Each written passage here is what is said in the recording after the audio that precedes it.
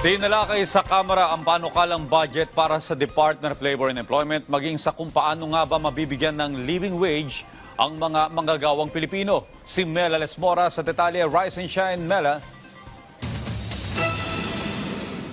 Tiniyak ng Department of Labor and Employment na tinutugunan na ng pamahalaan ang hinaing ng ating mga kababayan ukol sa mababang sahod sa Pilipinas. Sa deliberasyon ng House Committee on Appropriations ukol sa panukalang pondo ng DOLE para sa susunod na taon, isa ang issue sa pagkamit ng living wage sa bansa sa mga pangunahing tinalakay ng mga kongresista. Sa Metro Manila pa lang, kulang-kulang na anila ang humigit kumulang 600 pesos na minimum wage rate kada araw na dapat sana'y doblehin na.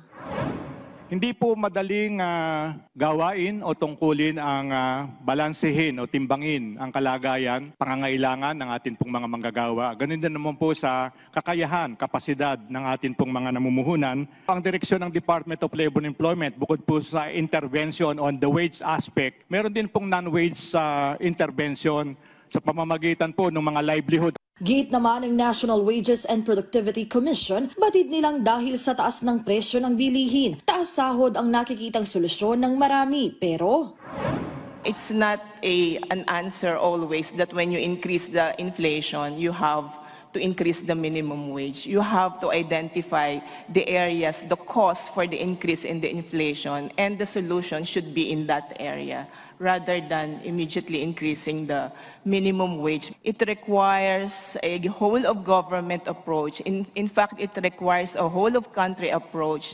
Para sa taong 2024, bumaba ang panukalang budget ng DOLE na nagkakahalaga ng higit 40 billion pesos mula sa kasalukuyang 47 billion pesos. Ang ilang mambabatas, isinusulong namang madagdagan ito para maisakatuparan ang mga plano at programa ng kagawaran. Sa susunod na linggo, inaasang mas paigtingin pa ng Kamara ang deliberasyon para sa panukalang pambansang pondo sa susunod na taon. Mela Lesmora para sa Bayan.